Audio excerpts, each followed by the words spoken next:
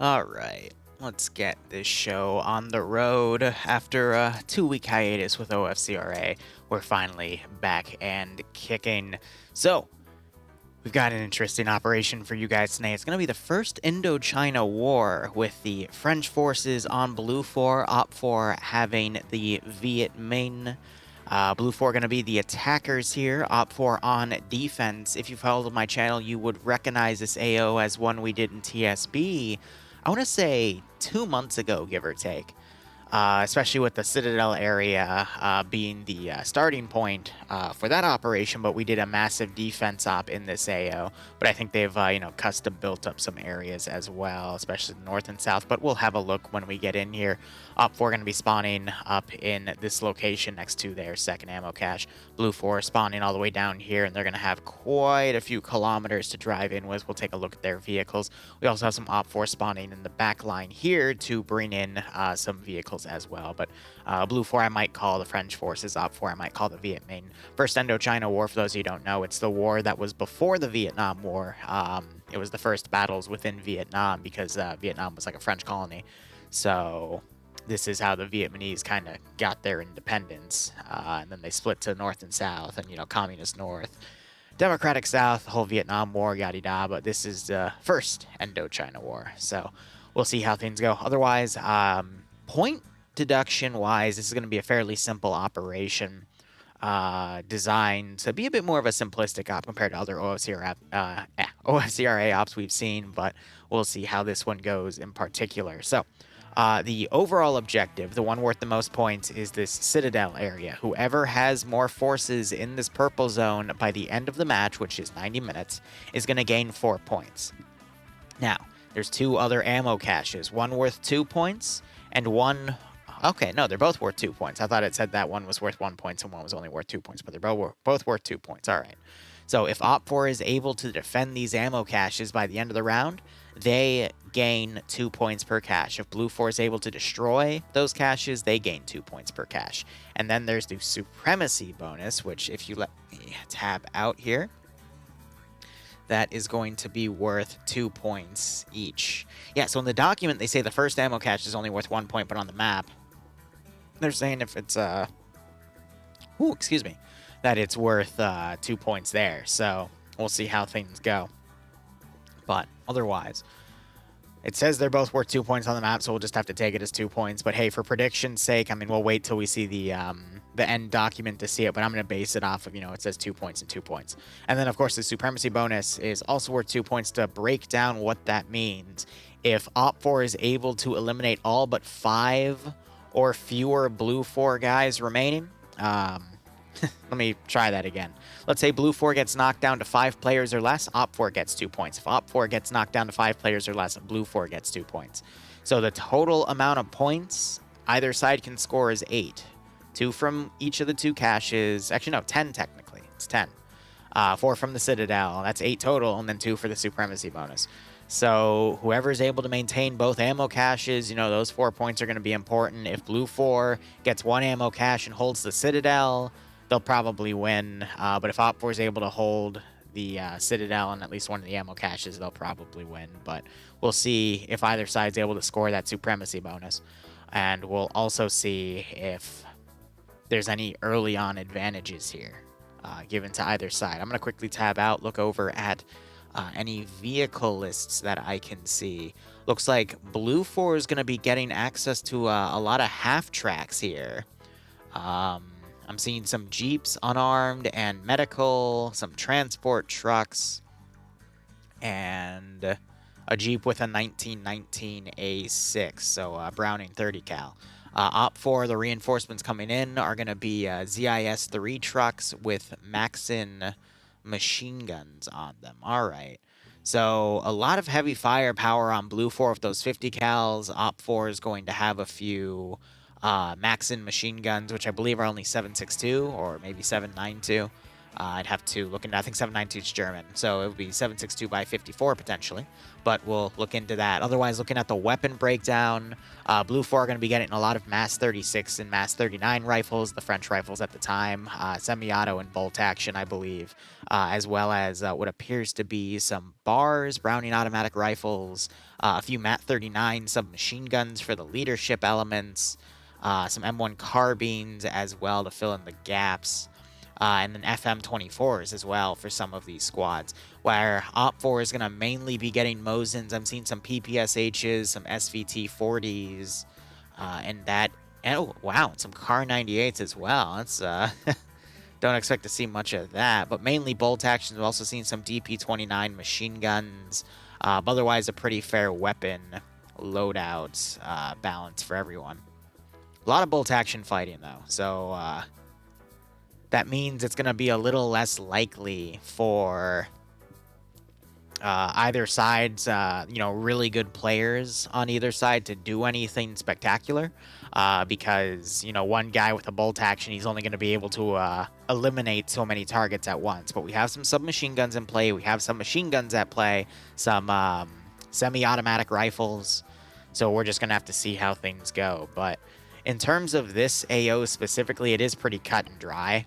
You have a little bit of a hill around this citadel, a bit of a rock layer right here, some rock positions here as well, but there are some gaps, especially on the northern side.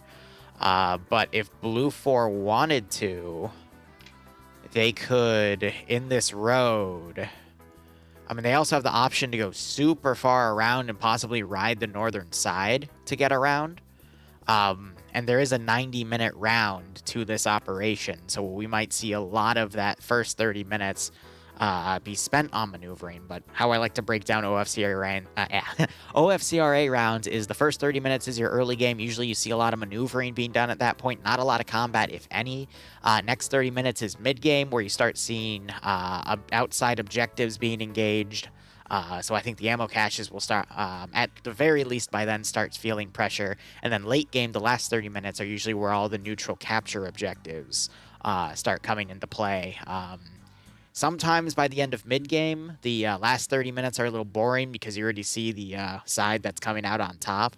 But also it can be when one side can get really desperate and the tides can turn. But usually we'll see how this game will play out by mid-game. But, I mean, I don't think Blue 4 is going to take the direct route there. They're either going to immediately divert off to the right, or they're going to go up this road, cross over here, use this pass, cross over here. This is all open area.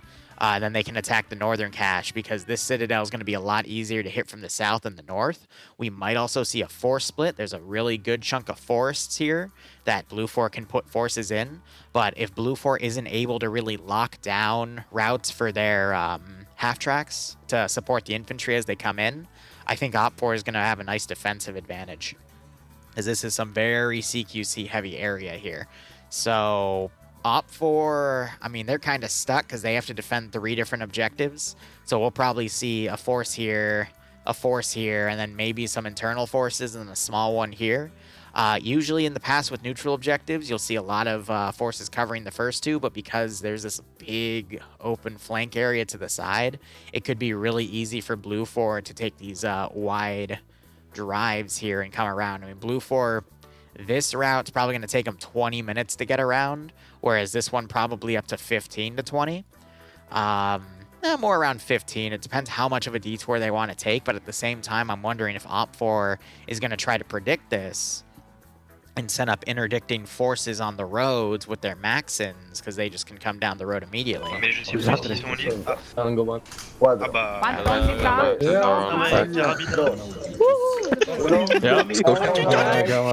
So that was the sound of everyone getting connected into the TFAR channel at the same time. My TeamSpeak's actually having a little bit of a crash issue right now. Hopefully it'll recover, but I still hear people's voices, so that is a good sign. But otherwise, you got OPFOR deployed right here. Oh, great. And they're playing funny music here. Fog effect is a little low there, but here we go. That's the AO. OPFOR, they've got some forces up here as well. Just resetting. I my team speak there. All right, cool, because I like to be able to come in and hear the local forces. But yeah, these open areas are massive in terms of transport.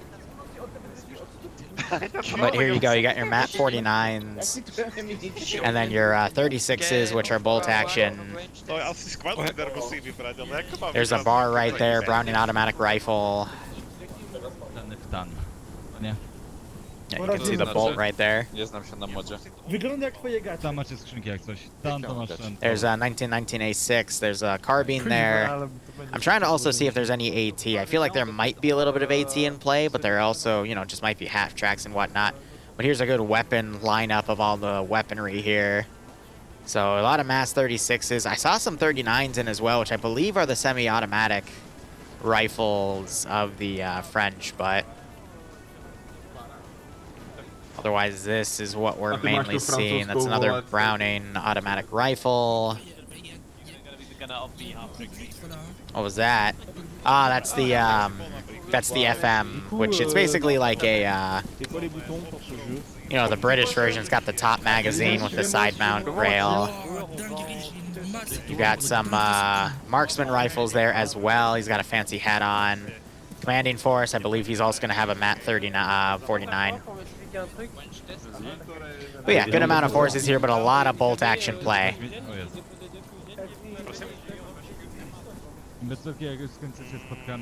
Alright. Otherwise, looking at their vehicles here, we have a medical Jeep, a transport Jeep, 3 half-track 50 cals, 4 transport trucks, a 1919 A6 Browning 30 cal on a Jeep, and then another transport Jeep back there.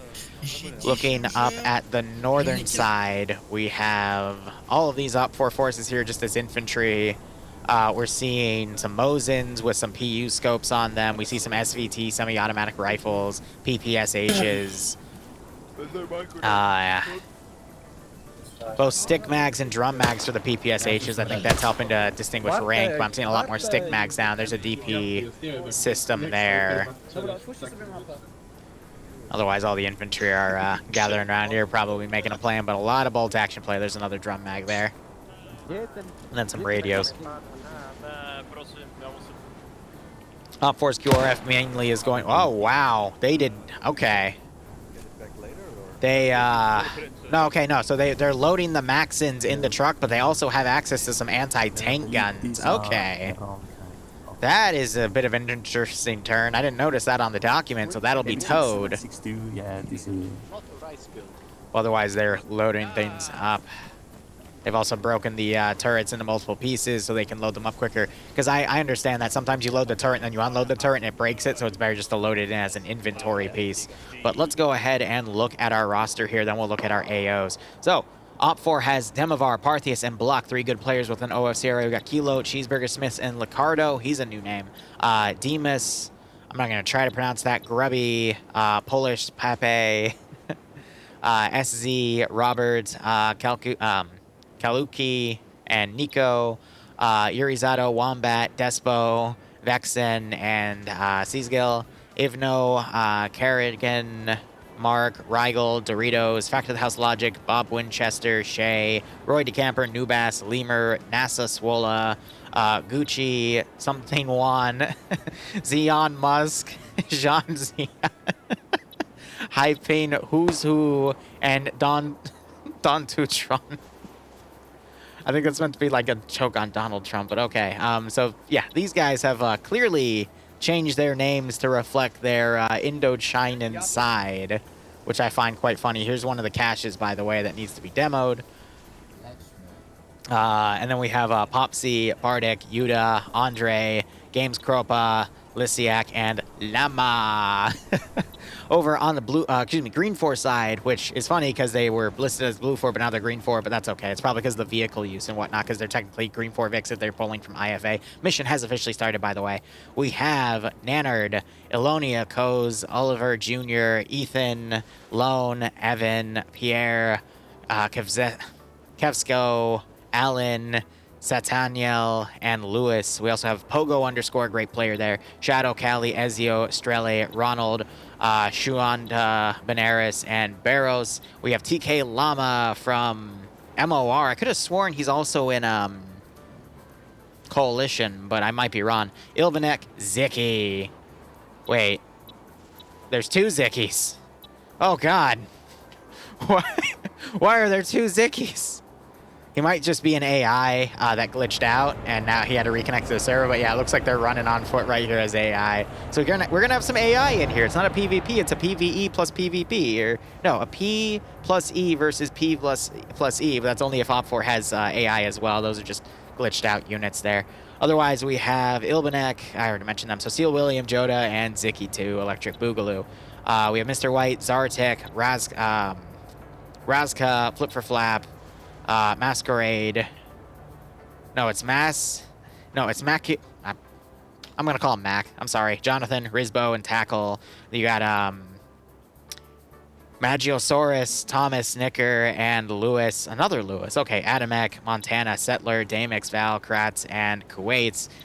Without the U, and then Panzer, PHK, Murdy, Coffee, Shadow, and Fleesh. So a lot of those names are, I consider, very good players in OFCRA. There's a big mix of the group, but that's A-okay. Regardless, we're seeing Green 4 just coming up the MSR here with all their forces. There's a left turn up here. We'll see if they take it. Otherwise, OPFOR is starting to deploy across everything. You have the Citadel area, which has a nice trench perimeter. I think they added this and the barbed wire here because this trench perimeter otherwise isn't there. And then we have just a lot of things folded into this area. And then a French helicopter here, interestingly enough. Otherwise, they're deploying everything. We have some more French vehicles here. So it looks like it's just the Indochinans taking this base and the French are trying to take it back.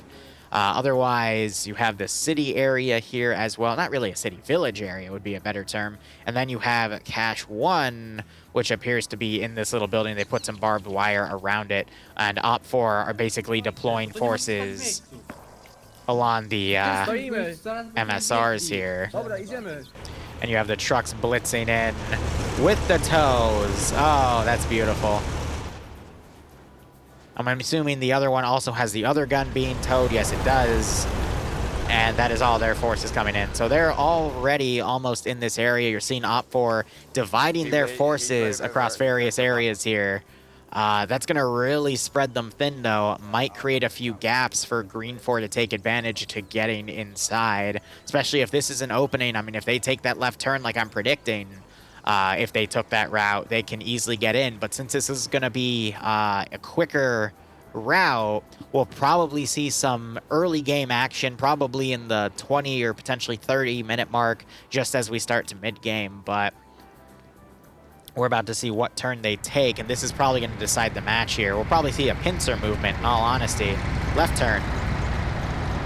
Left turn. Now, is the pincer going to be on these roads? Yeah. Left turn. No. Okay. So by doing this as a pincer movement here, they're going to be putting a lot of pressure on Cache 1. We've got one OPFOR squad already starting to head south here.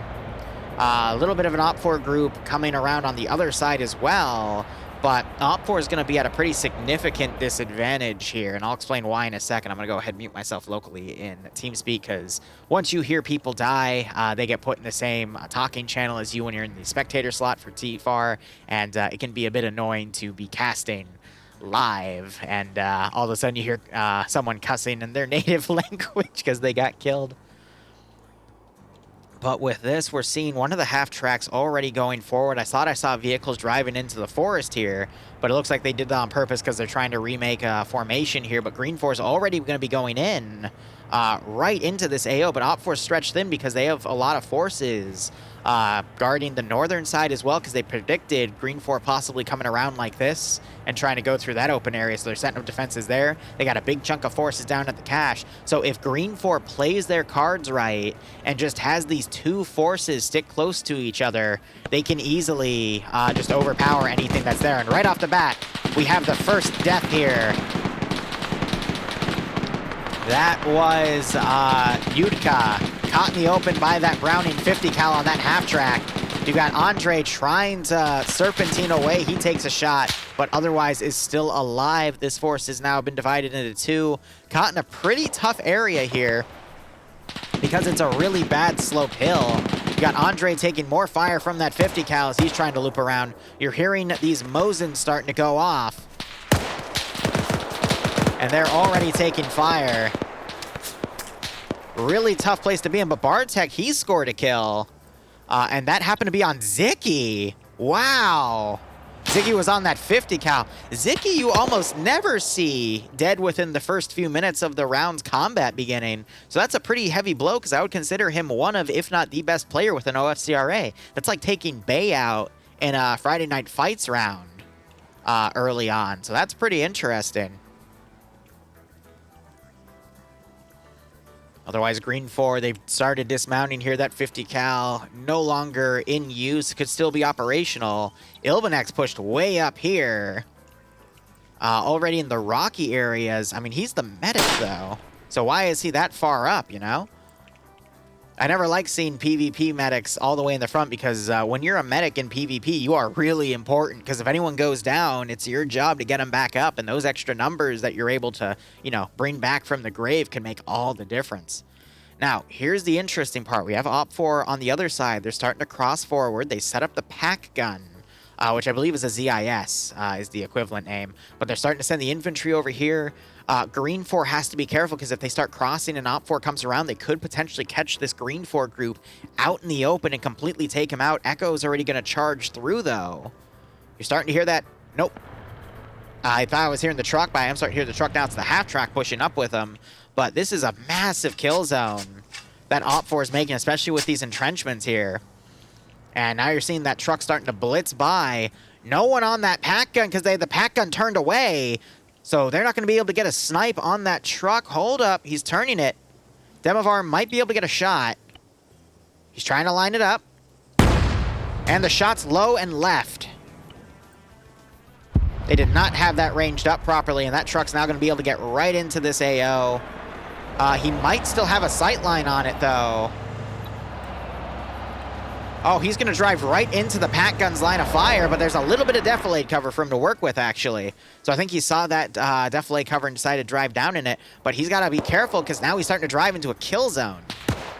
So now these forces are dismounting here. They need to quickly grab cover or pop smoke or do something. I'm not even sure if they have smoke grenades at this point, but they're starting to take fire from the north here. I believe that's an SVT firing at him. Just that fire rate's a little too high for it to be a Mosin. Yep. That was a Mosin. I heard the bolt. So these guys, they just had a casualty there. Don't know who went down. Now they're taking fire from a PPSH. Oh, wait, no, it wasn't a casualty. Someone that folded back. And now they're firing in a different direction, because I think they're a little confused on where they're being engaged from. Looking back, this OPFOR group's come around. That Green 4 group's still holding. And now you got these two groups, Green 4 and Blue 4, right on top of Green 4 and OPFOR right on top of each other. Really thick grass to work with, though. Oh, God. That is one of the Mass 39s. Barrows taking a -1. Interesting. So I think Barrows potentially friendly fire to maybe Green 4 and OPFOR are set to friendly. And each kill's a team kill. It's hard to tell, but grenades going off, taking out some OPFOR players here. Or at least doing a significant chunk of damage. Now you're seeing OPFOR Battalion. I think he just has the friendly fire kills. Barrows. Maybe he killed some friendly AI in the beginning, but he's up to -2. Shkuda's up to -2. I mean, that's really interesting. We got Callie down over here as well. Lewis and Nicker are down up here because they've been putting pressure on that small OPFOR group. But this left flank is not going to be too successful at this rate, because they're outnumbered, and there's a lot more OPFOR here. They got a pack gun set up, that ZIS system. You got another Green 4 group coming around over here. I'm just going to start calling them the French and the Indo-Chinese, because I'm confusing Blue 4 with Green 4. But then we have another Green 4 group all the way back here that's going to try to attack wide. So with the French forces separating themselves like this, that's just going to play into the Indo-Chinese, the Viet Minh's position, because of the Indochina War, that's my bad. The Viet Minh's positions in terms of their spread out defenses to catch all these sporadic groups, but at the end, this is just going to fall to the PvP. So you got Pogo underscore really utilizing his submachine gun here to run right up. Doesn't get the kill. He finds this OPFOR guy trying to crawl away and takes him out. Oh, that's brutal. I appreciate the Viet Minh forces here trying to use this tall grass to their advantage. The bitrate must be hell on this stream, by the way. I do apologize. It's tall grass that really screws with it. But because they've heightened the grass a bit, it does allow for any force to try to crawl away. But if you have someone like Pogo underscore with the submachine gun charging you, you're kind of screwed at that point. So he's spotted the rest of these forces down here. I'm going to look at his first-person POV. He's just spraying at what he can see. Quickly goes down in the dirt, does a quick reload. Tries crawling around. He sees that one unit right there. Tries to line up on him. Adjusts his sight line a little bit. Fires some shots that way. But this SMG is also fairly quiet. Gets a kill. He's just suppressing where he can in this Viet Minh force. He just sees that little movement right there. Fires in the direction. I mean, he's doing a great job of sighting. OFCRA's best chance is to send something around to flank him. He sees that crawling around right there as well. Knocks him out. Puts some shots to double tap, and now he is maneuvering around. I mean, this is some great play here by Pogo underscore. Again, really good player. I hope he doesn't get tunnel vision on that guy because he's got some more stuff to his left. Runs right around a Viet Minh player here. The shot misses by the bolt action. Point blank, Pogo underscore takes him out. But now he's fighting another submachine gunner here. He runs out of ammo from his stick mag. And he takes him out. And then Pogo goes down by a machine gunner up here. No, another PPSH gunner. But wow. At least 3 confirmed kills, 2 knockouts. I mean, that was a great play by that submachine gunner there. You got some long-range fire from this Green 4 group coming over the open field here. That's at least 600 or 700 meters worth of territory. You only have this character here, Magical Saurus, who survived out of that 4-man group. Now, this group is being suppressed, but we need to see more submachine gunner plays like that, and Green 4 will be able to pretty much clean this AO out.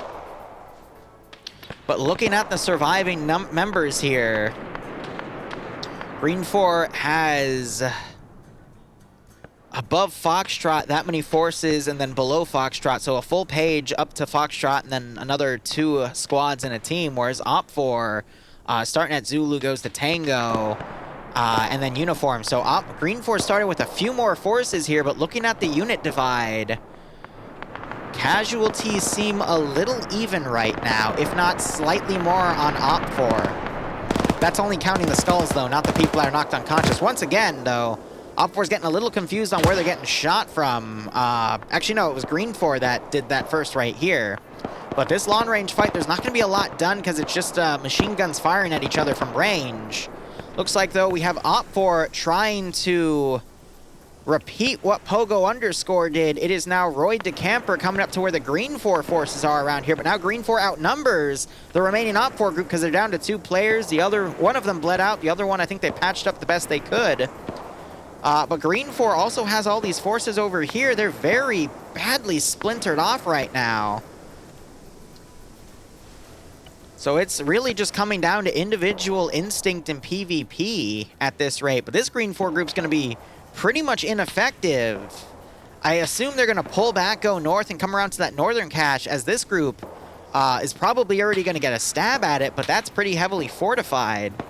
OPFOR, I'm thinking, is still a little too widely fortified, or excuse me, how would I put it?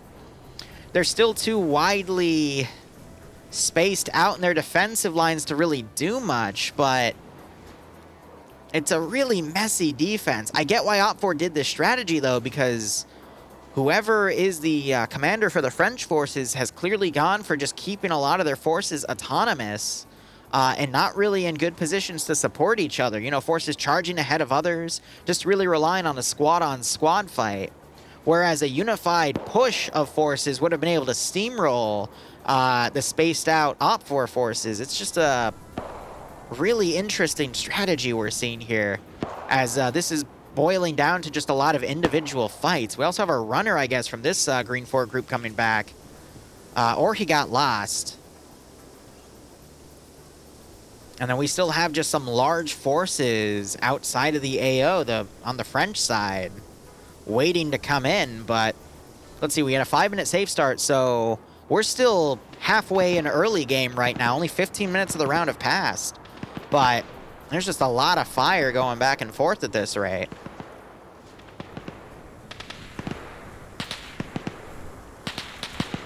So we're seeing OPFOR doing some suppression over here. That might be a miss PID, though.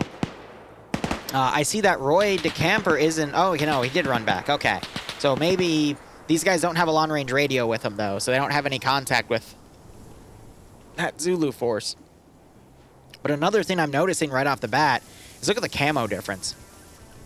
The French forces actually have a little bit of camo to work with here, but the Viet Minh force is dressed up all in white like this. They stick out like sore thumbs, and that's how Pogo Underscore was able to get so many kills right there and pretty much shoot at him as they'd pass through his line of sight while he hid in the tall grass with that really quiet submachine gun.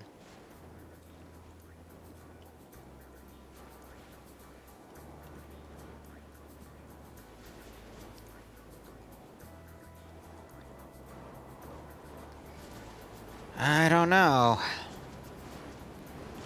Looking at here, we've got this OPFOR force trying to come around the southern side. Green 4 is making a push in, though.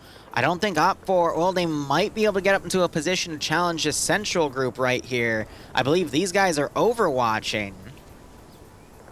Looks like they had another casualty right there that they took out. Had to deal with. But this is really dangerous for OPFOR, and as I say that, they start taking fire. Some hits on Bartel here, who's already gotten 2 kills with a iron-sighted Mosin. They're coming under fire. The rest of that group's getting suppressed. But see, this is really dangerous now for this OPFOR group because this group can now come in and immediately flank them.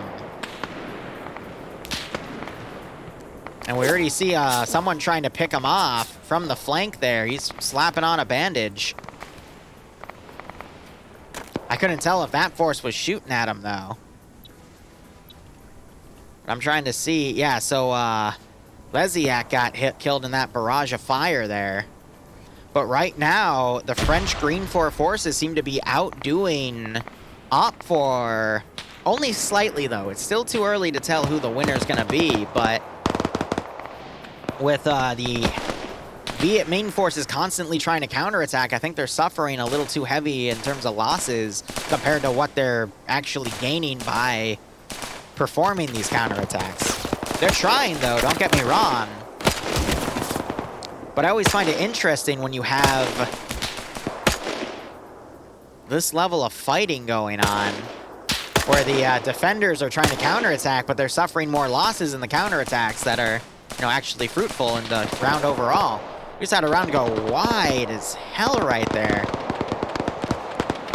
Bartek taking more fire, but he's on his 3rd kill here. He just killed that member of Hotel on the left side. Green 4 desperately trying to push forces down to take him out. He takes another hit, and there's a... Oh, I thought that was a headshot, but that only knocked him out. Had to have been a shoulder hit there or something.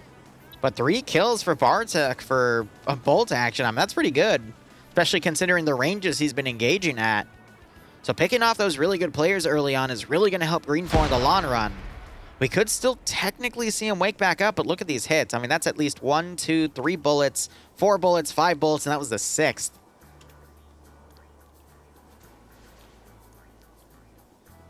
But usually with bolt-action rifles and little to no body armor, once you get knocked out, unless you receive immediate medical assistance, you're pretty much screwed. I do find it interesting, though. We got Kropa here trying to flank around to hit that Overwatch element. But yeah, that Green 4 force, the central force crossed in, the front force held, and now they're just going to sweep around. OPFOR is going to desperately try to pull forces around, but that might be it. We already see the suppressive groups, the 3 remaining firing up here. They're taking some return fire.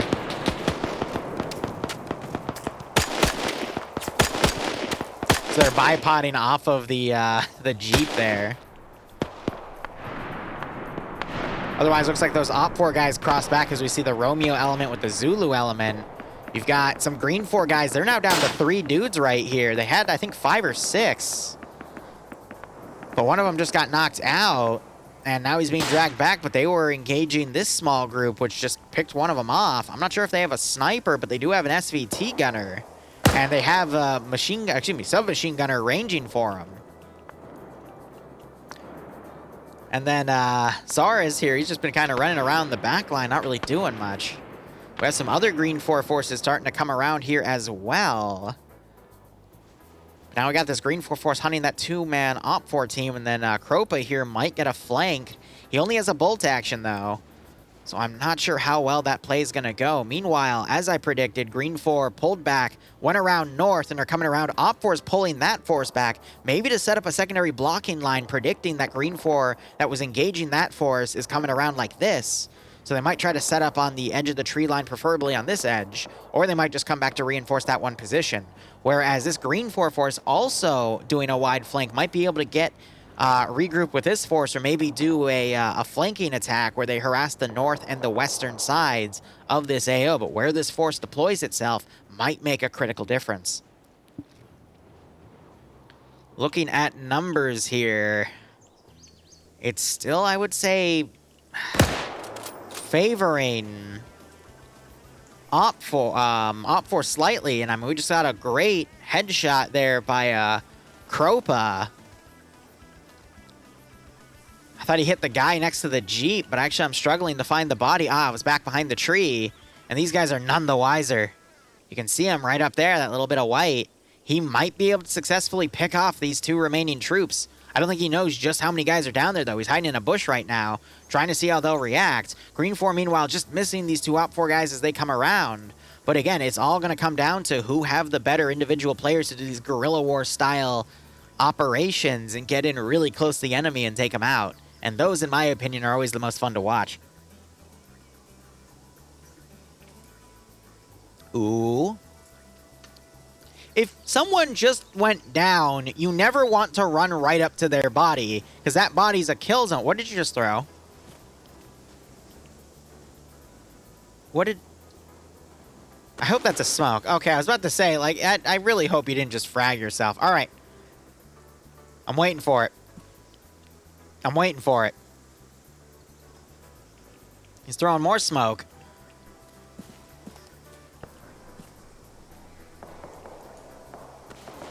Where's that shot? Is he falling back? Yeah, he's flanking around. All right. I guess he saw that situation. I guess didn't want to deal with it, but... Oh, nope, here it is. Here it is. Right in the back. There it is. Oh! Hillary Clinton, one shot to the back of the head. Nope, it hit his back because he's unconscious. All right, I thought it was a knockout, but beautiful. And now you got this third guy running around. He heard that gunshot. What do you got? Oh, he's got a semi-automatic, though. The MAS 39. He might be able to catch games Kropa here with his pants down, but he heard that shot. Now he's going to go for it because he's realized his buddies are down. Kropa doesn't know that he's being hunted right now, though. He could potentially get flanked. Maybe he'd have reaction time to hit Shadow here, but Shadow's got that semi-automatic. Meanwhile, over across the way, you've got 2 Op4 guys, a submachine gunner and a machine gunner pushing TK Llama, Seal, and Joda here.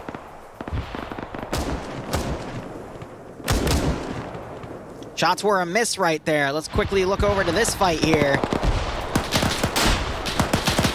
Green 4 has some good concealment here, but they're doing their best. They're fighting a machine gunner and a submachine gunner. DP-25, and I'd assume a PPSH. Yep. One of them gets knocked out by grenades. Submachine gunner doing his best to spray, isn't able to land a shot. Some of those bullets getting clipped in the tree. Kropa running north. Shadow slowly hunting him. This Green 4 force now coming up from the south here. Llama pushing. He would have a submachine gun to do it. No, he's not. Okay. Oh, but he might catch uniform here. Isn't able to land the shots. He just wasn't leading enough. Pop a nade and pop a reload if you can, buddy. Andre pushing. The other guy got killed off. He quickly folds around. I mean, yeah, that submachine gun's really quiet. Green 4 going to reinforce this group. Just a matter of how many kills can Op4 get before they're either overwhelmed or they're forced to pull back. Meanwhile, Green 4, they're dismounting more forces over here. That DP-27 gunner taking some fire. No clear winner there. So now you see Llama pushing away. Quickly gets behind a tree. You're hearing one of those pack guns firing off. Ooh. They've built this fortification right here. They also have the Maxit. And they're firing over at this Green 4 group that started crossing. Maxon isn't looking to the right to see these guys. It's just going to start suppressing into the forest. He works out, I guess. Don't ask me how he got up there. Backgun trying to look through the forest here. This Green 4 group has a little bit of defilade to work with. They're staying low. Oh, man, just everywhere. But, oh, we got this other Green 4 group that could successfully come in and hit that force from the rear. It's just, can this Green 4 group hold? They just had one of their guys knocked unconscious. They're desperately trying to get across as this one guy's taking more fire. It's going to take these guys at least another 4 minutes to get behind this force. But are they going to push and try to attack them from the rear as well? It's a tough call. A lot of little skirmishes going on. You got Andre now alone. Seal went down. Ilbanek is down, but TK Lam was able to get that other submachine gunner. But we'll see what Andre's capable of doing. He is up 1 kill with that DP. Shadow and Kropa still running around up there. We got a Green 4 force back here. You got a small Green 4 spearhead there. But just looking at the numbers here, this is it. Op4 is now folded back on their objective positions. It's starting to lean into Op4's favor, believe it or not. Number-wise, that could quickly turn around. Kropa getting killed off by Shadow. And that's one less thorn they have to deal with. And Rizbo, I just saw his character flash. He got Andre there. Okay. So Green 4, now that they're starting to unify their forces, this could be an issue for Op4 because they still only have some very small defensive forces around these areas. If we see Foxtrot dominate this Zulu and Romeo position, that could be the tide turn here, because then that force can regroup with this group, harass this one. I don't know who's going to win this fight, personally. If Green 4 reinforces that group, then I think it would be leaning to Green 4, but Op4 with that defensive advantage. But this force, all regrouping and pushing north to south, if they just take one ammo cache and then the Citadel, it won't matter much.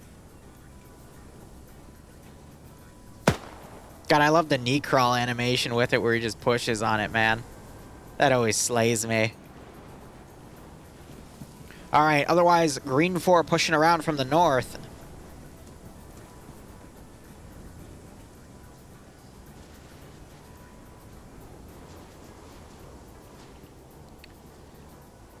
Oh, Op4 hasn't moved. I mean, if Green 4 isn't on yelling and stuff, they get right behind this position and just take everyone out. Op4 caught in the open like this, the best they can do is then get behind the other side of their trenches but have no sight lines. And then Green 4 can just come around the flanks and take them out. I mean, this is going to be a brutal, brutal slaughter in my opinion. Now, the issue is this, if this Green 4 group pushes in on their own without reinforcements, I think they're going to get slaughtered as well, but at least it'll be a more direct confrontation. This one, though, this is going to be the messy one. Green 4 already getting into a battle line. They know that there's an Op4 position here. Oh, this is going to get messy. We got a 1919 A6 with Green 4 as well. Submachine gunner there. Kratz up in front with a bolt action. You'd want the machine gun to open up first, because otherwise all of these Op4 guys are going to turn around. Basically, you want the submachine gunner in the 1919 A6 to engage first, and the bolt actions to not engage. Instead, be ready to pick people off. Royd's spidey senses are tingling. Uh-oh. There's the submachine gun leading. And immediately, Royd coming around on the rear, though, hearing those gunshots. Might have just helped stop that flank, but look at those casualties immediately. You still have this guy back here. That's Nubas. Oh, poor Nubas. He's about to get flanked, though, by Settler. He's got a semi-auto M1 carbine. Grenade being thrown all the way down here. Royd doing a wide flank, taking suppressive fire. Another Op4 guy. Parthius wakes up with that SVT. Nubas coming around, but not enough. Starts taking panic shots by Settler, who eventually gets the kill. Oh, so Green 4 taking a few here. You have Demovar, who's woken up with that scoped PU Mosin. Royd might come around, but now you've got some shooting down to the south. More suppressive fire, and Settler getting his second kill. Might come up on this guy. He's going to spot Montana there. And Settler folds in as well. Green 4 staying low here. as Royd comes around. Trying to check on what's going on. Might get these guys on the rear here. Doesn't check his far left immediately. There we go. There's one submachine gun shot. He's going to crawl right into this group, and he gets taken out just before he can get the finishing shot on Kratz.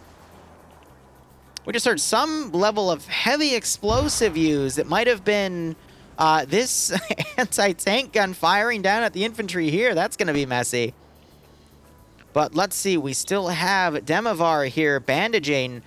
I mean, a scoped PU Mosin to fire at Green 4 as they pull away could be an interesting turn of events. We have Adamek trying to bandage this fallen squad leader. He wasn't a squad leader. Fallen French force there, but he was taken out. He just died. You saw that ragdoll effect happen. But that was a pretty clean turnaround. We still have guys patrolling around. I mean, Demovar, he took a lot of hits there. He just finished bandaging. You got another HE shell being fired down. People are bandaging right now. They have a wounded guy. You hear it firing on the rocks. That is just messy. But Demovar now pulling back. Could now come around from the northern side, start picking people off with that scoped Mosin. Meanwhile, looking down to the south, Green 4 starting to regroup everything here. Hold on. Friendly fire. Adamek taking out a friendly there on accident. He's dead. That's quite unfortunate. That was Montana's battle buddy. And he puts his weapon away. That was Settler, too, the guy that did that amazing flank and took out 2 of them. Meanwhile, you've got Demovar here, still alive. He's going to be checking his friends for maybe a better gun. And he did just pick something up from the body. But that was unfortunate. A little bit of a green on green there. Now this Green 4 force is coming down south. They might go for the Citadel instead. Which wouldn't be a bad call if they weaken that force. Green 4 regroups, hits the southern cache, and then hits the Citadel point there as well. They could just fortify the Citadel. They don't have to take everything. But especially with that pack gun firing, I'm not surprised that they're breaking away like that, because that's a really tough asset to crack at that point. So we still have 2 Green 4 guys back here. But otherwise, the rest are starting to move south to potentially take the Citadel. And the Citadel is only down to a few guys. We have a lot of trucks that have had their tires removed and some little barricades put right here. The one thing about this is they have physics. So if you're trying to sprint around and be really quick with your movement, you might get caught on one and then immediately picked off, which makes you an easier target for a bolt-action rifle. Speaking of bolt-action rifles, Demovar, he's found an SVT-40. Now he's going to be a much bigger threat. But I think, did Green 4 see him? No, they did not. They're combing around, though. Oh, look at this game of cat and mouse.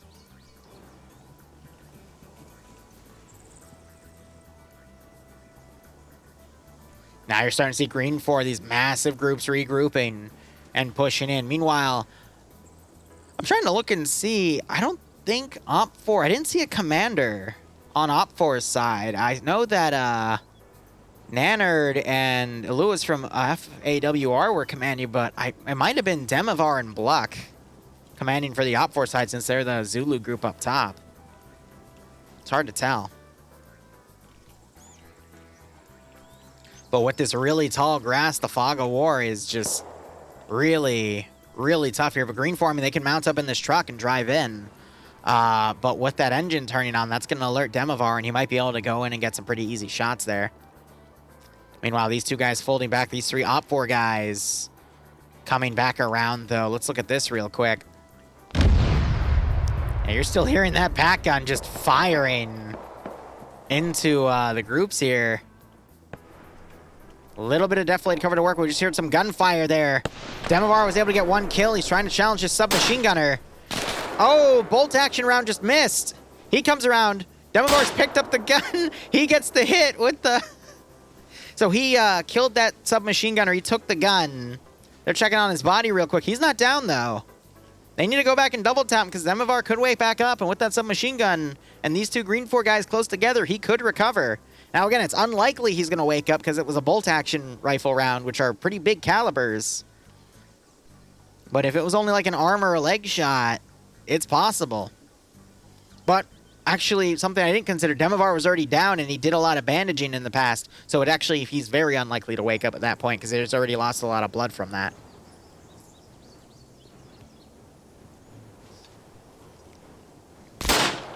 Yeah, now he's definitely not waking up. Okay.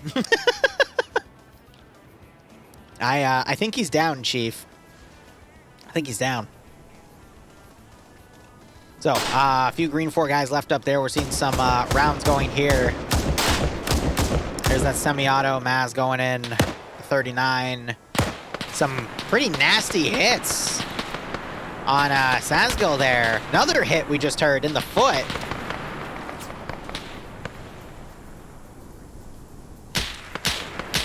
They're trying to keep him suppressed because they see more movement. There's some smokes being popped. They have like a 8 or 10 second fuse.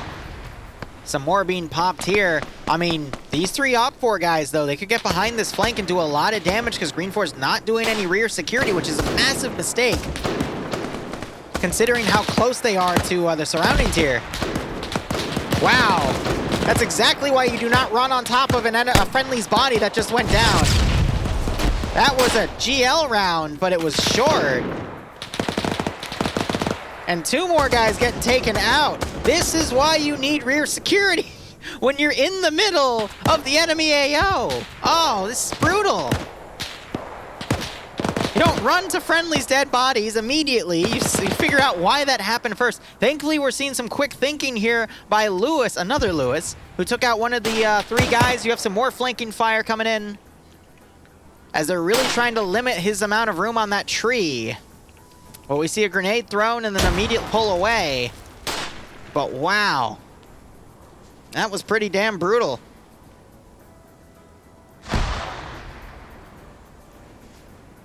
Writing that one down. So some more sporadic fire here, but this force, I mean, they're down to 5, so they lost about 40% of their force there. A little around 43, 44%. One more would have been beyond 50. But this is the force that OFCRA really needs to be worried about. I mean, just look at all of those numbers there. If they just do a unified push, these 3 defenders are going to easily get overwhelmed. And then it's off to the Citadel. And it looks like Green 4 is even committing their last force here, which has another half track. I would say numbers are pretty even right now, especially considering this firefight that just happened. But OFCRA is more spread out. All right, so we have Kratz taking the 1919 A6 here. Montana sticking with the carbine. They just need to grab that truck and drive in, or they could potentially steal that pack cannon, or they could just move in on foot. This force of 5, now they're going to start getting surrounded here. Meanwhile, looking back, we have this one medic. Again, why are the medics so far in front? Granted, if someone with a submachine gun were to run in here, they could probably get a shit ton of kills before they were eventually picked apart. And those types of sacrifice plays are pretty good in PvP 1 life scenarios, because as long as you're whittling down their numbers more than they are of yours, you're bound to come out on top. All right, we officially entered mid-game about a little under 9 minutes ago. But I think this mission's going to be settled by once we start seeing late game in the next 25 minutes, give or take. Simply because we're going to see this unified force hit the cache. We need to see how much damage these 3 guys do.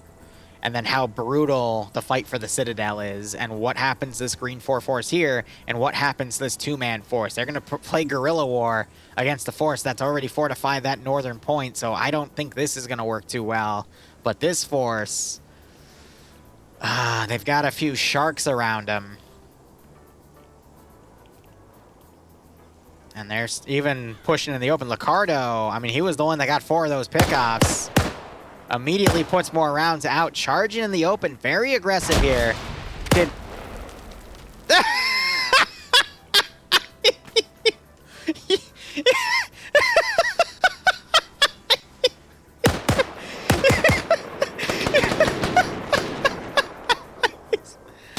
I can't make this shit up. That was a great grenade throw by NASA. Wow, right on top of him. But I can't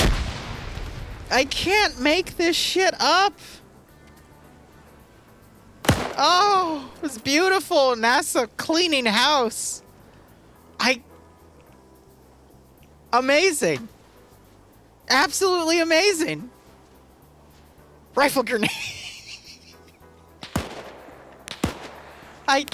Wow. Grenade thrown right here, knocking out a lot of people. This is what I was talking about. If they were able to get close and do something like this, that is one person knocked out, one person dead, a lot of people wounded. This group completely broken apart. Infantry now looking through the rice fields trying to find him. He only has a bolt action, but that is the proper play he needed to make right there. 50 cal now suppressing him. White here going to be running between these lines. If he can continue to do stuff like that, he's going to get behind these French players right here. He didn't see him, though, because the rice paddy was a little too thick.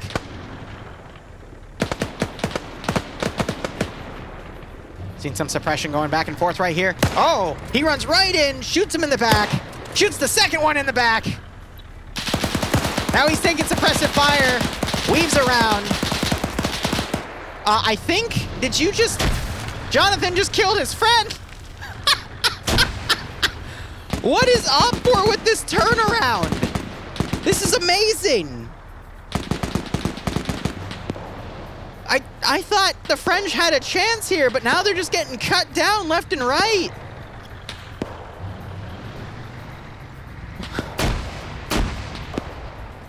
You know, it's like the first Indochina War. I felt like the guys with the technological superiority would win, but damn. What is this coming to? Oh, man. So this force is going to stick put. The group in front got cut down.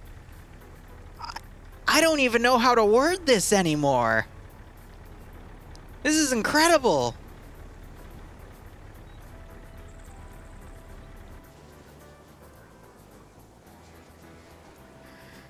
So this two-man force has bypassed that northern group. They might try to go for some some Citadel harassment.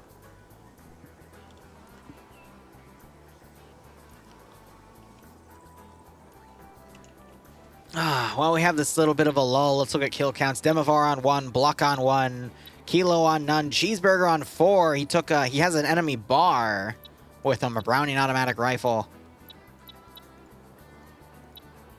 No kills there.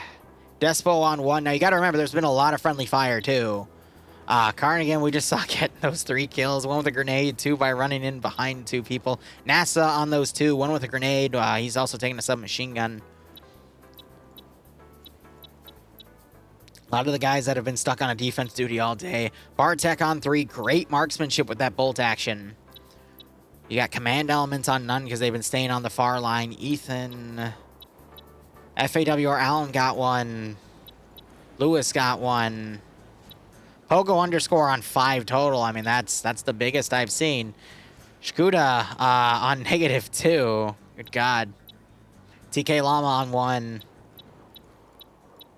Jonathan on the -1. We saw him do that. Rizbo on 2. You gotta remember, some people have disconnected. Settler on 2. Damix on... none. Kratz on 1. Shadow was on 2. That's it.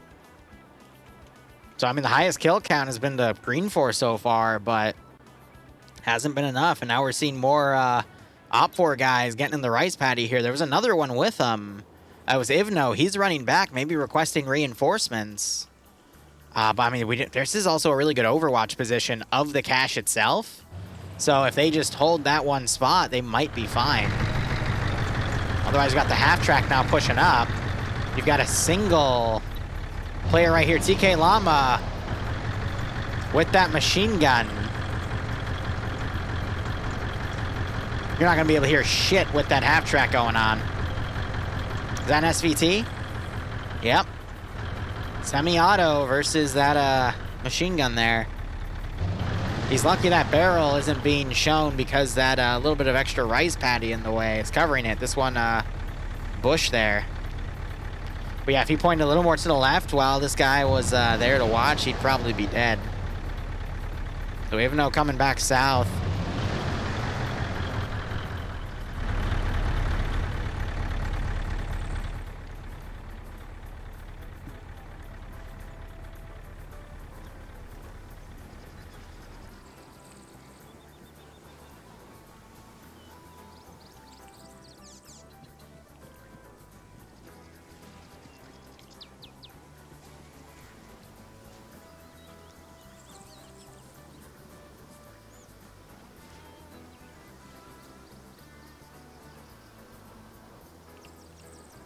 I think Green 4 is just trying to figure out what to do now as Op 4 is starting to make some new moves. Mark might be coming around to flank that half track here. I mean, he's got a lot of room to potentially do it, too. Ooh, look at this. 1919A6 firing first. M1 carbine gunner goes down after hitting the other guy. It's a stolen bar. Cheeseburger on 5 kills now. He's definitely throwing a lot of grenades he's been looting. NASA going down. We're seeing Op 4 sending more forces down. Starting to send reinforcements.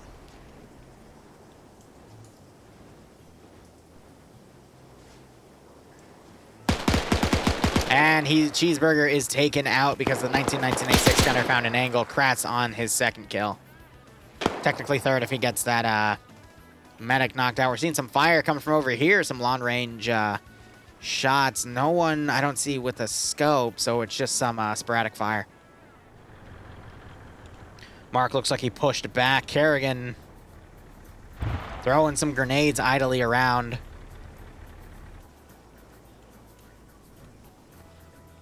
It smokes. So that smoke noise immediately gets this guy's attention. Kerrigan, I just realized, bleeding a little bit.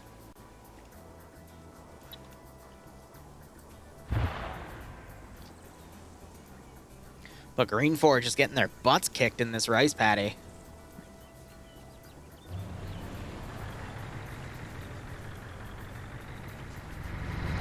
Another half track coming in the town. Mark spotted and immediately cut down by that 50. I don't know what his plan was. I guess he just couldn't see it because of the tall grass and shrubbery was in a way, but that's unfortunate.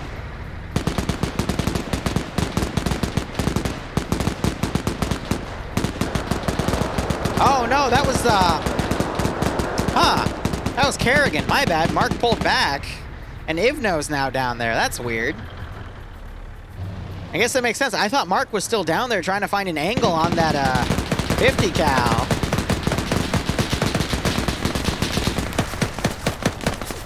Ivno now taking some heavy sporadic fire, and he's down.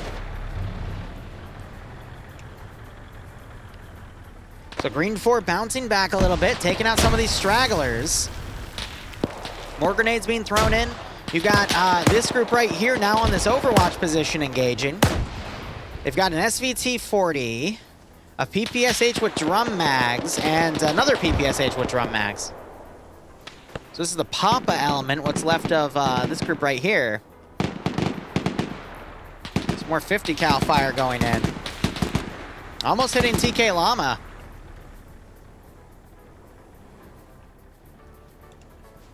They aren't quite worried about that, but I mean, this is the last Green 4 force here. Looks like these two went down and NASA was knocked out. They might be able to save them because they're both medics.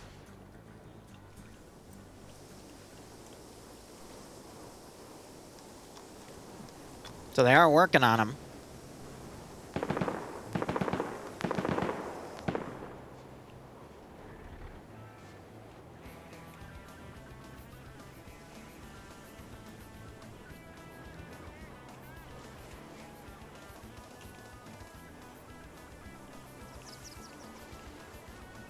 All right.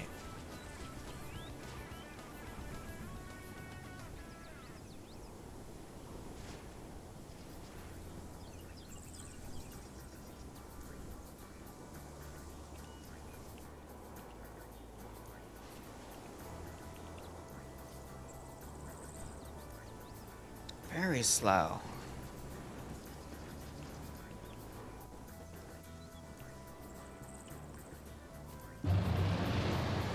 Now, it's just a matter of can Green 4, with this remaining force, sweep south to north here? Because numbers-wise, Op 4 only has a slight number advantage, if that at all. I mean, let's actually do a... Well, no. Let's wait till this offensive stops, and there's another lull in the combat.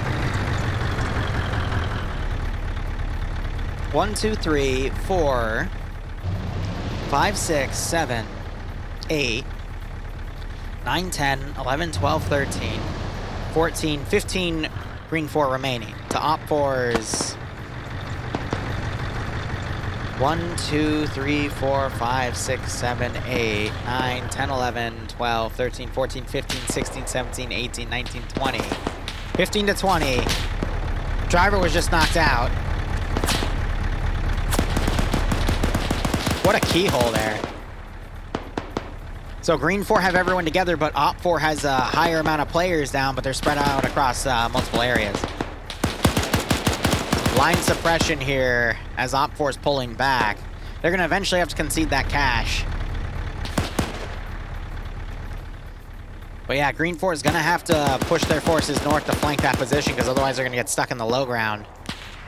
Ooh, great headshot there, and his body literally falls back. Oh. Sarda quickly trying to do medical. That was a great keyhole shot by Despo with that SVT. It's wonderful. Green 4 down to about 13 effective now.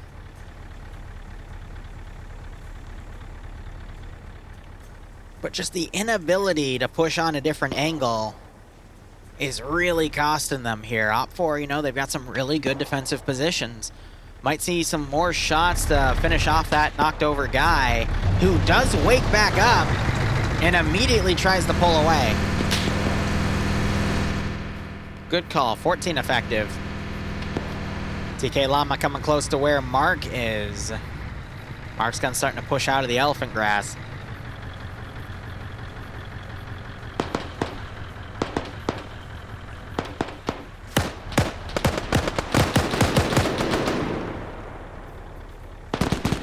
Both of them skirmishing. TK Llama doesn't take any hits. The 50 count out, blindly firing. Mark took a few hits there. He's forced to bandage. More suppressive fire going in. But this just shows how Green 4's really disorganized. They've been constantly firing in crossfires that have killed off friendly forces, and it's just messy.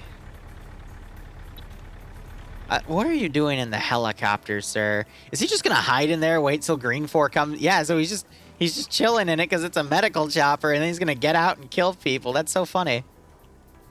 Hi, boo. The washer's probably ready by now. Get out of here. Don't you, what are you doing, step chopper me? Get to the laundry, woman. Bloodwing, ladies and gentlemen. All right, TK Llama trying to find Mark. Might have just seen him if you watch that angle. Again, that white is much easier to see than that green. You got a big fat trench right here. Is Mark going to try to make a move to be offensive? Oh, did Mark just see him? Yes, he did. Gets the kill. You got an easy confirmation because the elephant grass knocks over. Green 4 down to 13, and they're charging.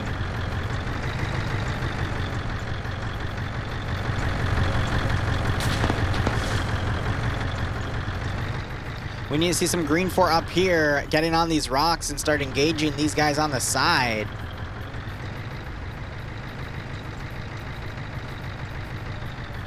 That's a scope semi-automatic Maz 39, all right. They can start picking people off, that's what they need to do. Gotta be careful though, because Op4, they are starting to send one guy up the flank. Oh, this 50 cal's bait. This shows they don't know where they're coming from. He's taking fire, and he is killed off.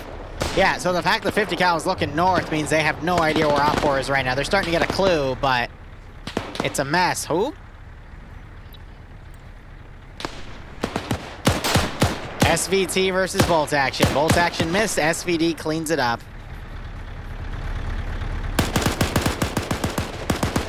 Got Mark now coming around. Still with that SVT. He's gonna potentially spot this one guy, takes him out. Mark's gonna be the hero here. 50 cal firing from the rear and gets a lucky knockout. This blind suppression, man, has been brutal. Double tap. Double tap. There it is. Green 4's numbers are really low. What, boo?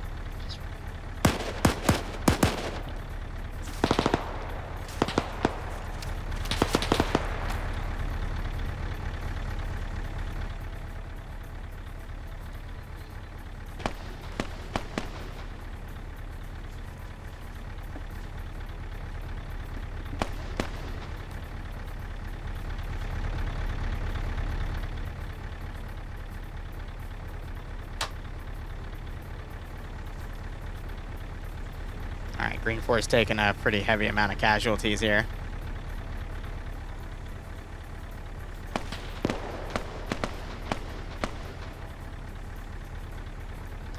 And otherwise,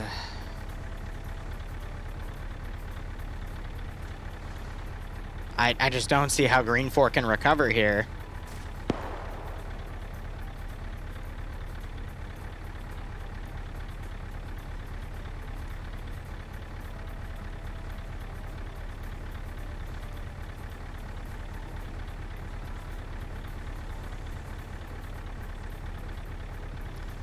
Trying to watch this from a bird's eye view, but I just don't see Green Force staying too congealed here.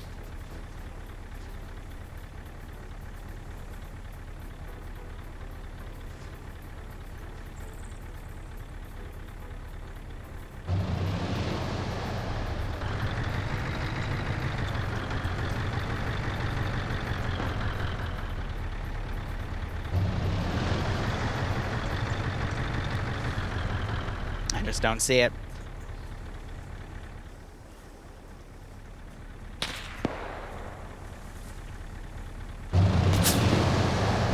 Wow.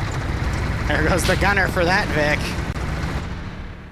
Just some great SVT marksmanship up here. Some explosives going on the cache. That's the first cache destroyed. Though it was a little in front, but the building's down. Not sure if that'll be counted, but even then, that's 4 points and 2 points.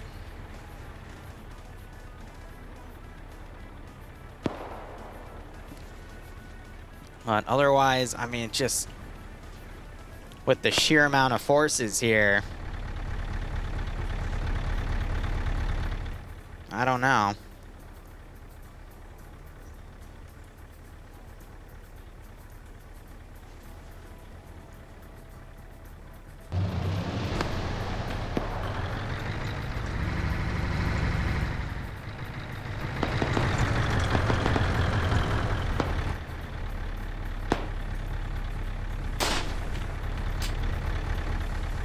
Quick reload right there.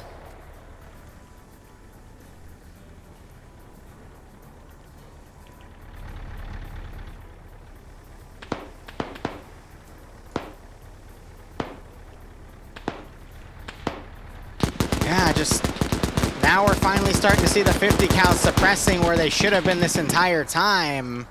Up for immediately going prone, because I think that 50 cal can actually penetrate through this small little building. You're starting to see it. Yep, round's going through. Top 4 has no choice but to stay low.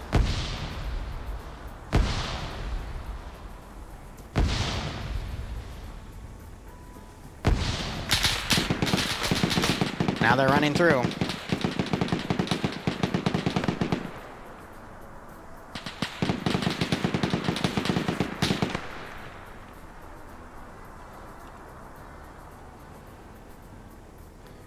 Yeah. I mean, just what started as a grenade throw that completely threw this element off is now just constantly working against the French forces here.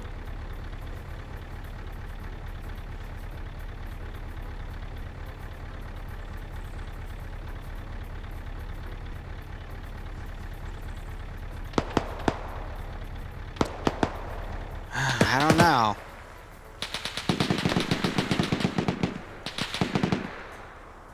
I think it's over, to be honest. I mean, we're at the hour and 5-minute mark, but entering late game officially, actually. But yeah, it's pretty cut and dry, in my opinion.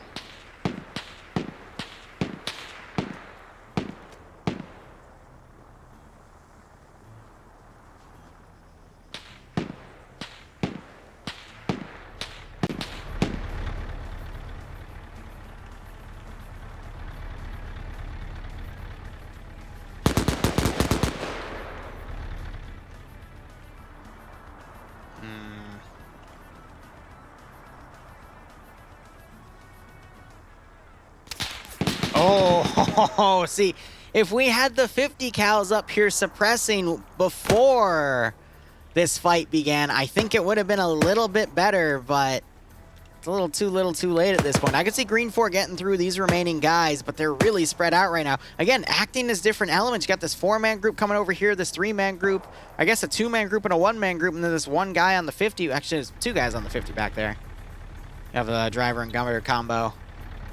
But it's just Green 4's attacking in scattered chunks, and I'm not sure if it's going to be enough.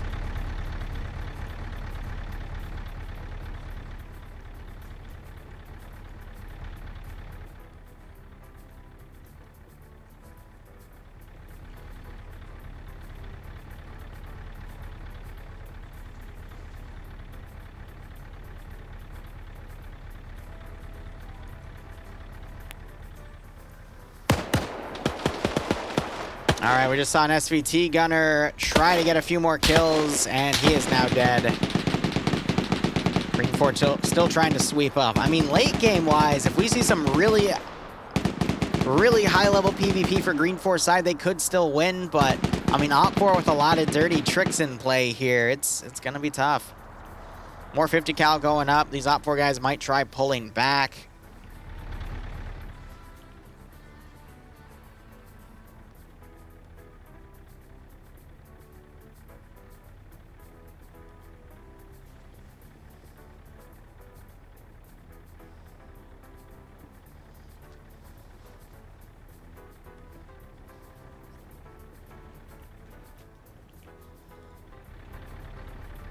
Just kind of, it's one of those ops where everything's kind of slowed down because one of the sides who's, you know, clearly losing is just trying to regroup what they can, grasping at those straws.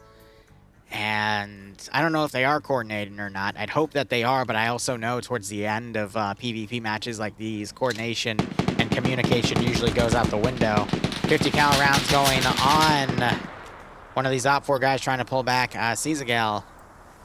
I don't see any blood splatter, though, so I think he's okay.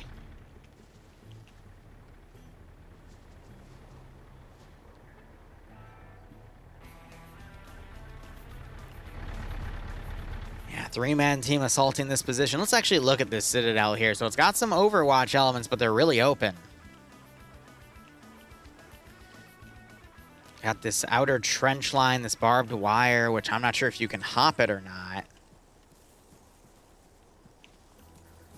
Pretty rough perimeter, which only opens up to here, which they've barricaded with a trench. So unlike FNF and OFCRA, you are allowed to barricade entryways.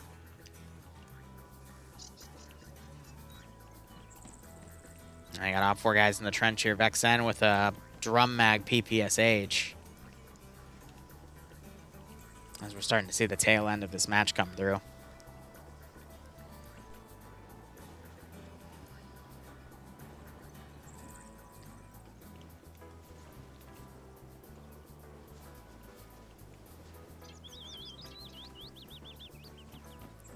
I think the medic's just topping off some people. Sessi, I guess he did get hit, and the medic's just giving him some blood or something. Green 4 being slow to move up. If I was Green 4 right now, okay, yep. So, I'd assume Ezio had a bolt action. I don't know why he just put 2 shots over there, maybe to empty the mag. But I'd be dropping any bolt action rifles that you have and picking up any semi-automatic submachine guns, machine guns, anything automatic at this point, or at least semi-automatic, but not bolt. Definitely not bolt at this point. Excuse me.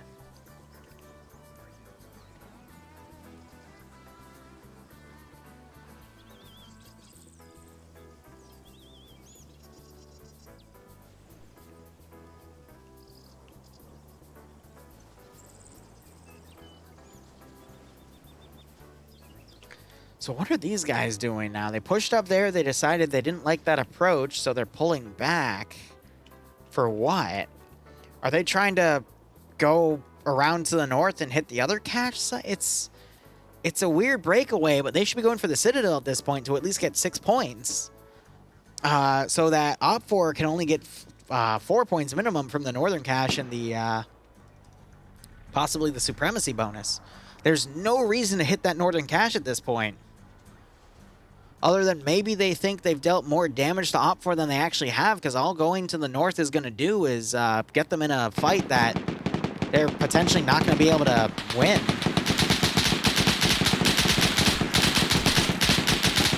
Have a 50 cal tearing into this area. Not sure if he thought he saw something on this bush or if he's firing up at that tower. I think he's just blanketing this ridge line.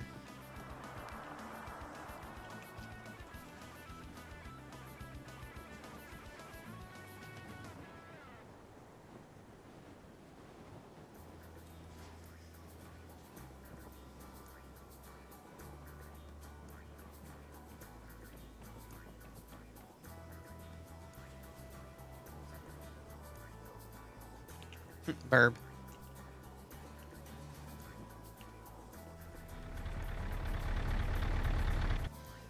Trying to do medical, but again, that's on a body, so it's not going to be able to do much. Green 4 down to 1, 2, 3, 4. 8 players remaining. Op 4 down to 4, 8, 9, 10, 11, 12, 13, 14. So 8 to 14. But we have a group of 8 here and a group of 6 up there. But a group of 4 going there, a group of 4 going here. I just don't see it. Why are you fragging your own 50 cal, Vic? What? Hi. Hello. Oh, we thought you were bad guys because the enemy has 50 cal Vics, right? No, that was silly. I get why, but it just shows that Green 4's comm lines are just completely broken at this point.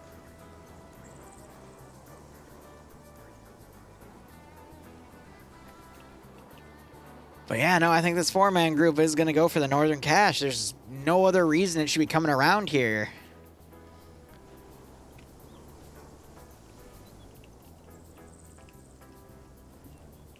Maybe they think there's more Op 4 defenses here and they're trying to bypass to still hit the Citadel, but I'm struggling to grasp at why they're trying to do that, you know?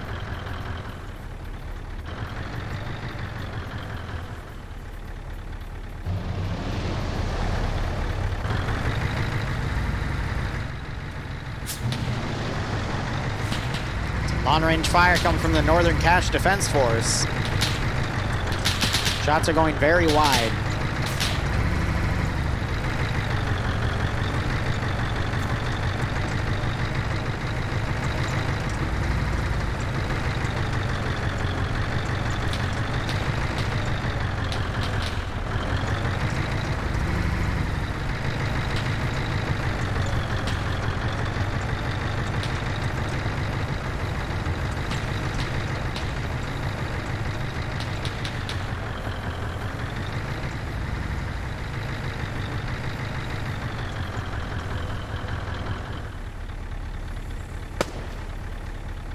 Got some return fire coming in.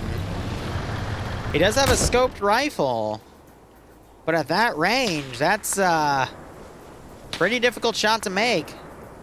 Especially if Op 4 immediately folds back into cover.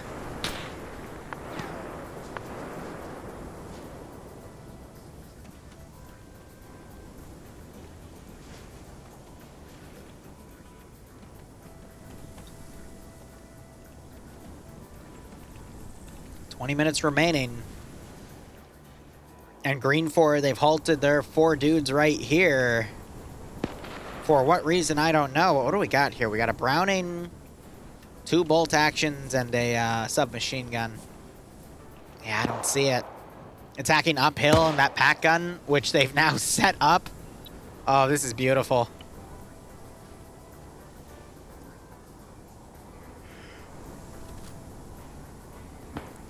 Now they have this entire sight line locked down.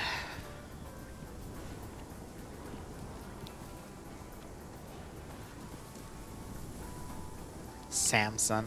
God, these freaking meme names, man. I always love it when people rename themselves to fit a theme for events like these.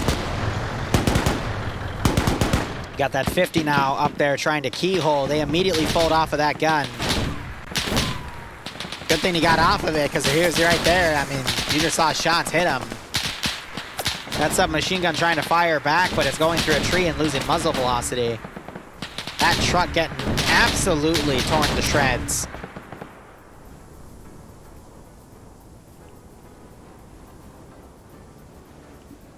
Good use of that 50.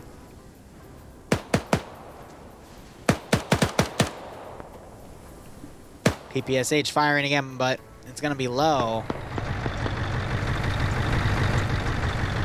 50 cal still pushing. You got these two guys.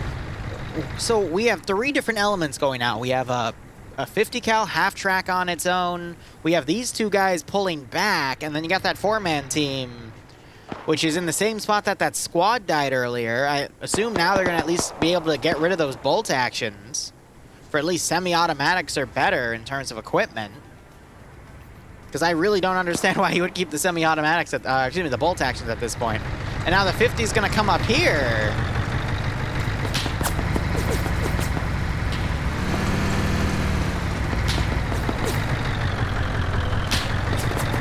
Gun's turning because it wants to start engaging up this ridge.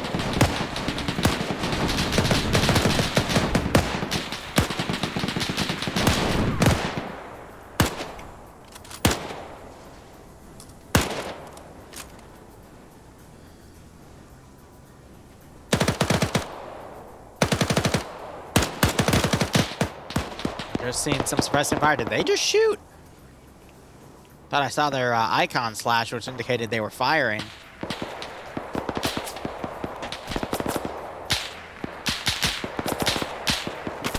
So they've abandoned the 50 cal, which means it's probably out of ammo, but now they're just 2 dudes pinned down. That 4-man team's starting to come up. Maybe if these guys survive for long enough, that 4-man team would come up and flank, but I'm grasping at straws here on how Green 4 can bounce back. This area is just too well fortified. There's too many open areas below it. If anything, OFCRA might burn all their ammo, you know?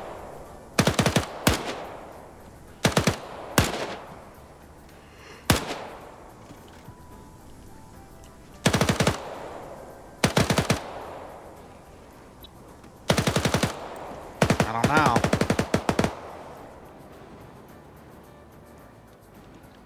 This rate, though, about 16.5 minutes remaining. Explosives going off on the cache. I guess they're just trying to verify that this is going to be demoed. So a few more things went off. That should be it, hopefully. I got more stuff blowing off to cook it off. Saw some shells flying around as well. So that's 2 points on the board for Green 4, but I don't think it's going to be enough. OFCRA actually putting forces down here. They're checking bodies. I guess, yeah, to loot ammo. That's going to create a blind spot, potentially, for these 4 guys to get around. There's still a lot of guys for them to take out. Let me guess, 2 of them kept their bolt-action rifles, though. Yeah, I don't get it. But all right, let's see what they can do. Because all these guys, they've been ditching their bolt actions. We see them at 49 up there. PPSH. 1919. No, it's the Browning. And I assume the other guy picked up the 1919 A6. And over here on the left, you have a bolt action. That's because his job has just been to hold that security angle. There's the A6. But, you know, they also have ammo up here because this was their spawn point, which is clearly marked by the flag. So they've got ammo for days.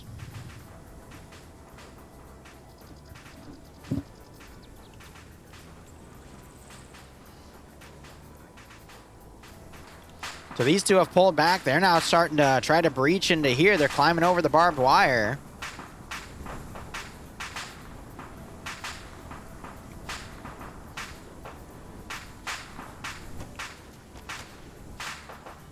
OFCRA is basically content to hold this position. They've got the Maxon turrets set up. One of them right there. The other one seems to be in parts right there. And then the other 2 guys coming around. Still have some suppressing shots. I mean, a machine gunner's paradise right here. Get in a decent position where you can overwatch all of these guys and just take them all out. And they're still being slow to maneuver up, so maybe, very big maybe here, we could still see the upset. I think he's trying to talk his buddy through on how to get through the barbed wire. Maybe because he doesn't have enhanced movement keyed in.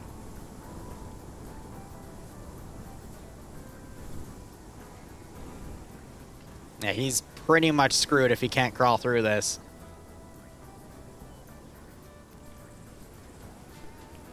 Oh, this is going to be funny. They're going to literally poke their heads over. Oh my god, that grenade? No, there's a... There it is. That's a grenade being thrown right there. Another grenade lands. Counter grenade right there. Oh, that's funny. More grenades being thrown. Yeah, bolt action versus PPSH. Though he gets shot in the back of the head by semi-automatic Mass 39. These guys now starting to get up here. I mean, if they have explosives, they could just plant it. If they have explosives, this is huge. All they have to do is put explosives on the cache, and then they can move to the Citadel site. But I'm not sure if they have any. They're going to go for kills instead. Please sight additional targets first. Oh my god, you didn't even get the hit on him. Kill him. Kill him. There we go. Oh, and there goes his body.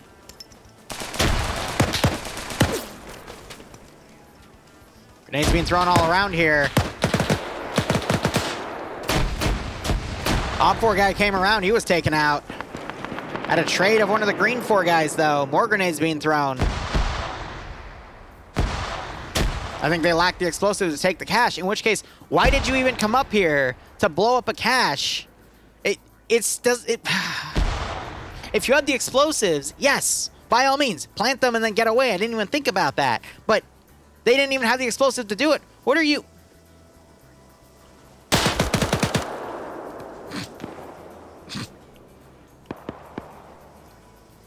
I give up. I give up. Just... Hurrah! What are you doing here? The other guy's dead. It's... Yeah... That's all I gotta say is just, Oh,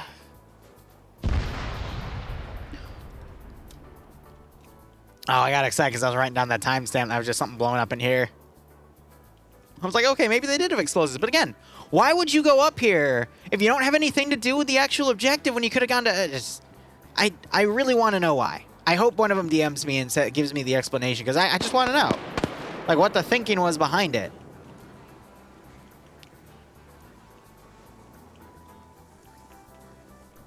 All right, got one Mass 39 gunner in here. You've got 6 people. They have to kill quite a few. They still have the time to do it, about 10 and a half minutes. 2 more guys on the outside. Maybe these 2 could flank around, but I think they're going to go back in and try to get a few more kills here. They got the A6 and a bolt action.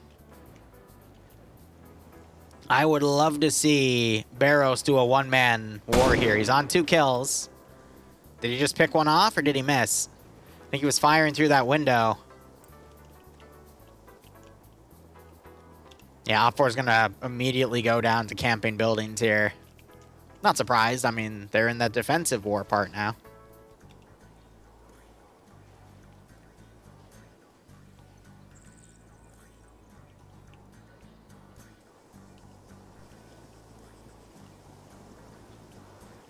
Now you've got OPFOR sending forces down. Oh, look, a MAT 49 just killed the A6 gunner. Bolt action guy didn't even notice, apparently. Huh.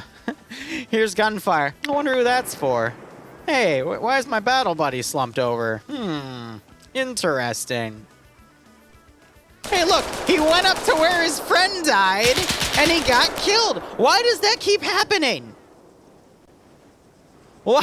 It's like the 3rd or 4th time that's happened this round. I don't get it. All right.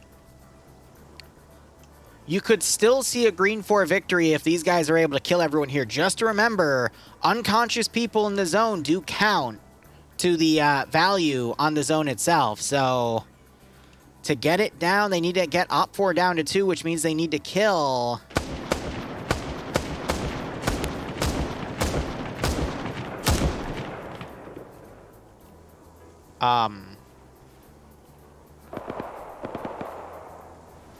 Who the hell are you? What? What?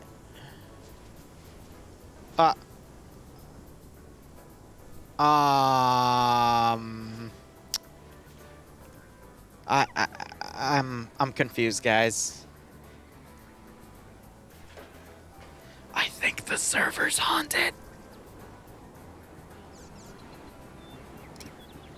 Well, anyway, as I was saying, they need to kill, I mean, there's 1, 2, 3, 4, 5, 6, 7 people in the AO, so they need to kill 5 to get OFCRA down to 2 without taking any casualties, so it's going to be tough. I do like the rooftop use here, though.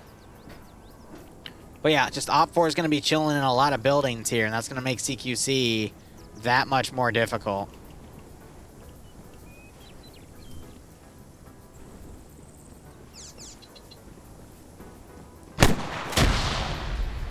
GL's being fired. At least they're all of Green 4's rocking semi-automatics. I'm hearing Maz rounds, which is throwing me off. That's just the GL round for the Grenadiers here. No! No!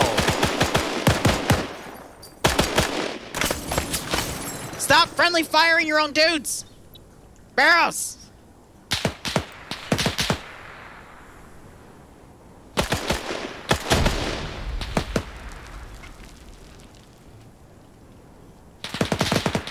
Rifle grenade to helicopter. I think he's out of rifle grenades, though. Immediately jumps off that roof. The other guy died. Last man standing. Whoa, that was a great grenade throw.